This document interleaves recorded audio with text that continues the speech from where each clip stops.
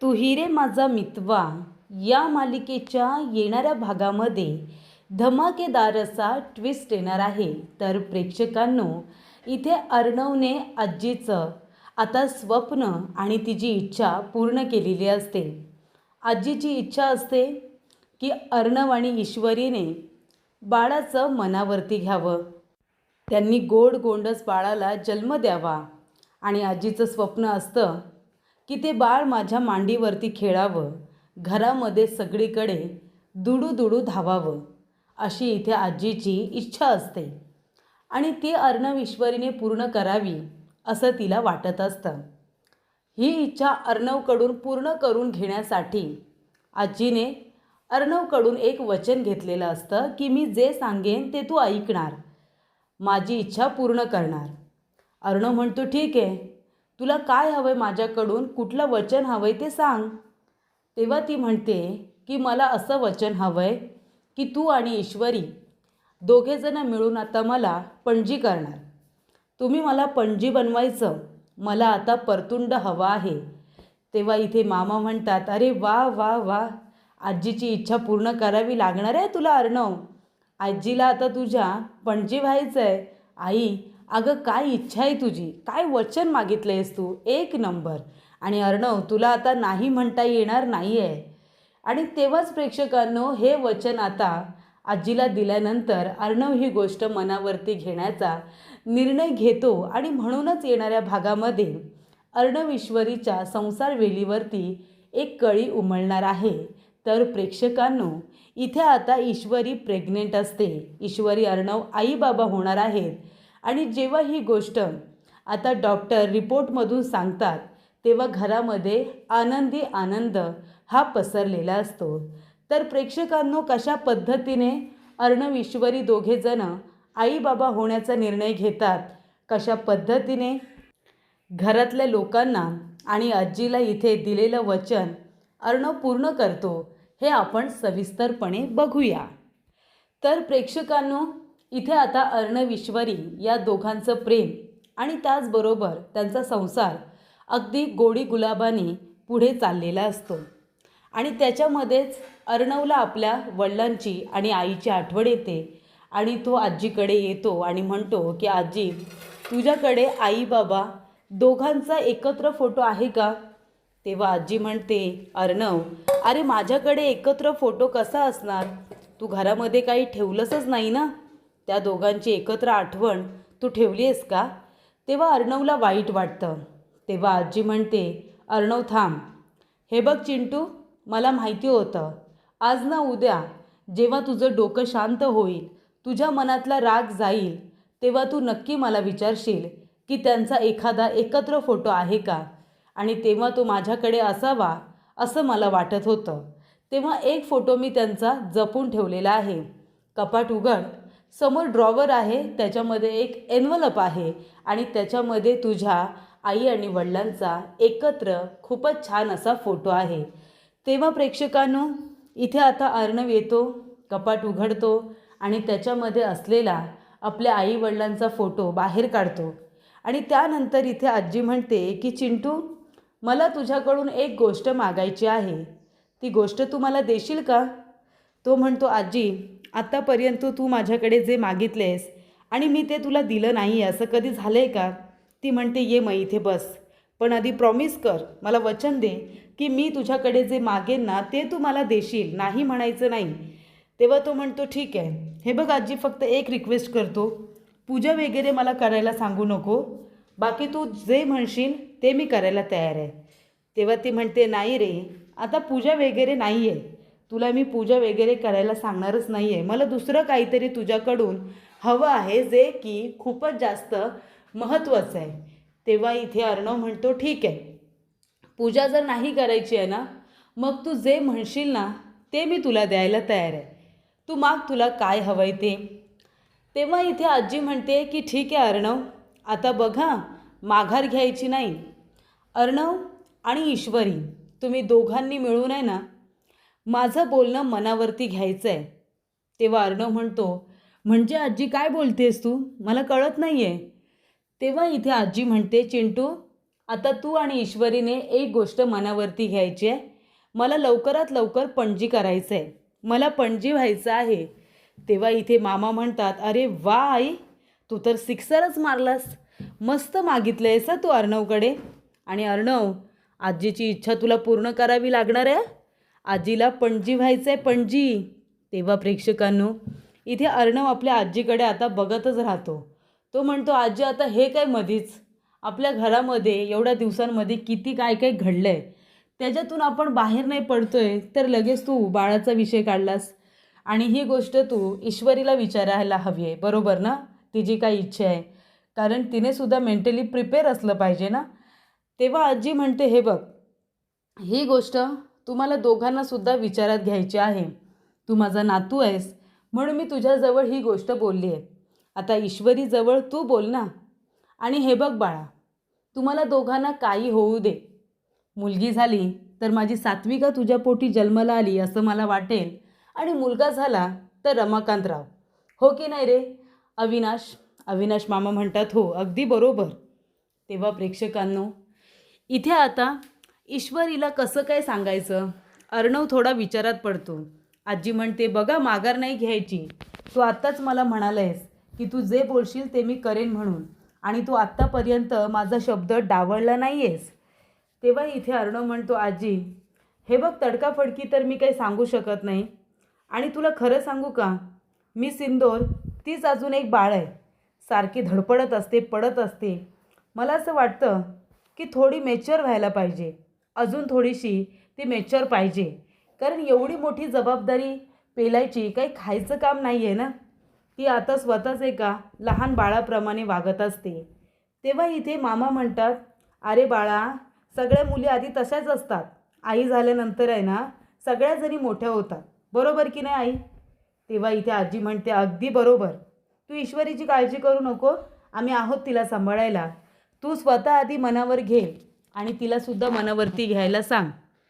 तेव्हा प्रेक्षकांनो, अर्णव आता लाजतसुद्धा असतो. तो म्हणतो, आजी मी आताच काही बोलत नाही, पण मी विचार करेन या गोष्टीचा. आणि त्यानंतर इथे आता ईश्वरी अर्णव हे दोघेजण एकमेकांना ठोकत काय असतात, शिंगे नको यायला म्हणून परत टक्कर काय ईश्वरी घेत असते. तेव्हा इथे आता मामा म्हणतात, काय मग ईश्वरी, गोष्ट मनावरती घ्यायची आहे ना आता? ती म्हणते, कुठली गोष्ट? तेव्हा इथे आता या घराचं गोकुळ होणार, या घरामध्ये एक नवीन पाहुणा येणार. तेव्हा ती म्हणते, कोण कोण येणार आहे घरामध्ये, आणि घराचं गोकुळ होणार म्हणजे? तेव्हा मामा म्हणतात, ईश्वरी आता ती तुझ्या हातात आहे. आपल्या घराचं गोकुळ कसं होणार ते तू सुद्धा मनावरती घेतलं पाहिजे, बरोबर ना? ती म्हणते, हो मामा, पण गोकुळ म्हणजे काय? आणि तेव्हा प्रेक्षकांनो, मामा आता लगेच आजीला सांगायला जातात की ईश्वरी गोकुळाचं मनावरती घेणार आहे म्हणून. आणि ती मनावरती घेते म्हणजे आता ती सुद्धा बाळासाठी प्रिपेअर आहे असं सगळ्यांनी गृहीत पकडलेलं असतं. आणि त्यानंतर इथे ईश्वरी विचारात पडलेली असते की गोकुळ म्हणजे काय.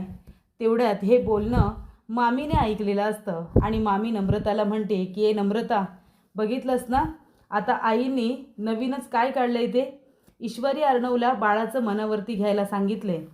म्हणजे आता ती प्रेग्नंट असली की तिच्या नावाने अर्धी प्रॉपर्टी तर आहेच, बाळाच्या नावाने सुद्धा प्रॉपर्टी केली जाईल.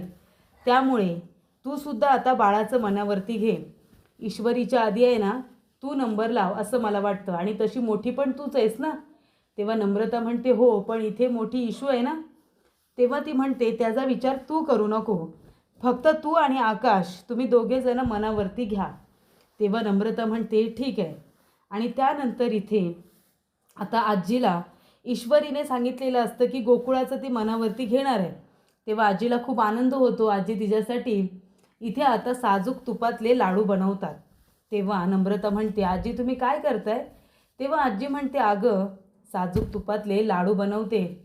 आता ईश्वरी मला इथे गोड बातमी देणार आहे ना, मग तिचे लाड करायला नको का? तिला आवडतात ना, म्हणून हे मी अगदी साजूक तुपातले लाडू तिच्यासाठी बनवलेले आहेत. घे ना, तू पण खाऊन बघ ना कसा झाला आहे.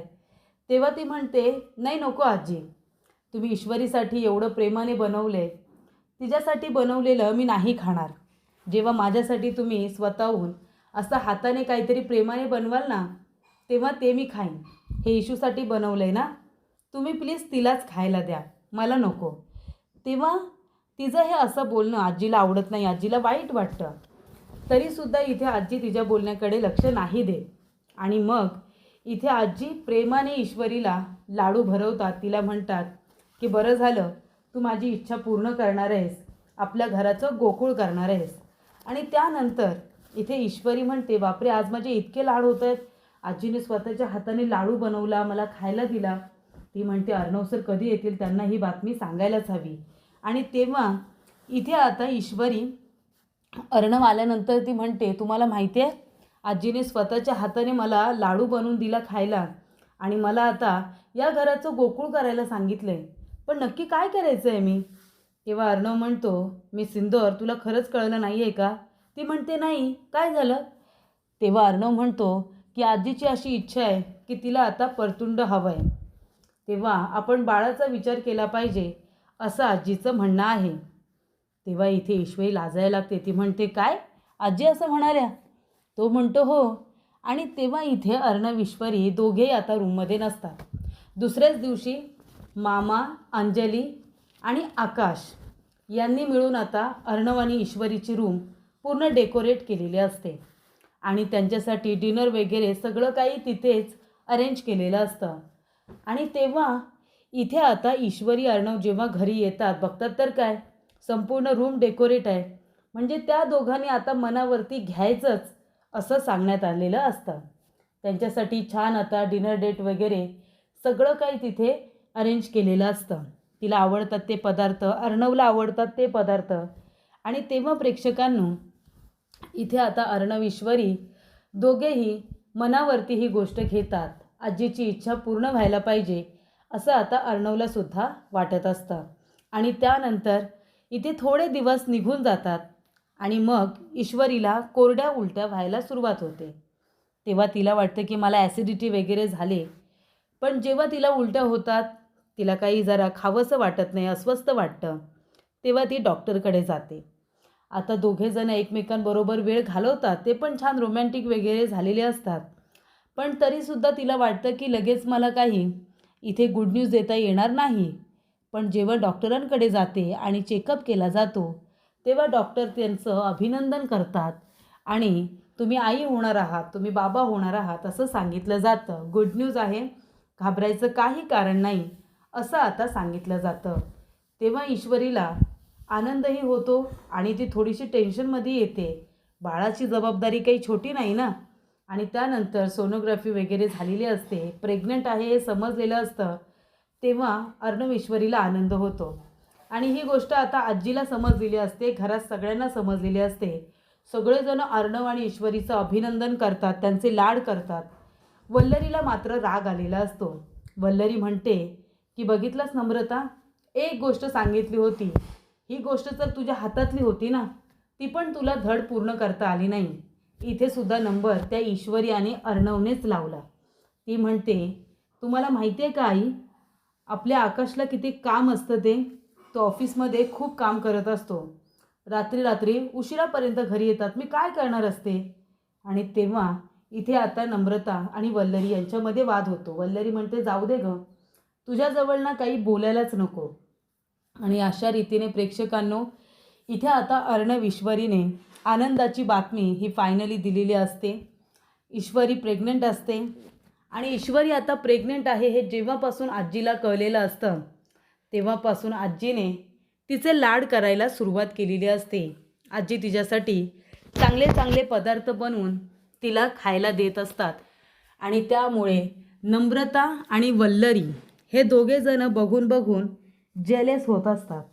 पण शेवटीला इथे आता ईश्वरी राज शिर्केंची मोठी सून आहे, लाडाकुडाची एकुलते एक सून, मग तिचे तर सगळे लाड पुरवले जाणारच ना.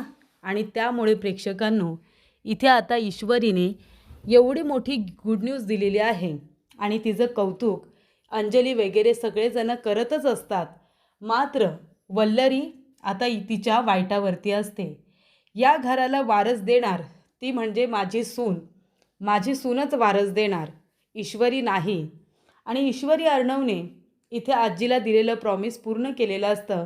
म्हणून आजी इतकी आनंदी झालेली असते की आजीच्या नावावरती असलेला प्रॉपर्टीचा हिस्सा ती आता स्वतःच्या मर्जीने अर्णव ईश्वरीच्या बाळाच्या नावावरती करणार असते.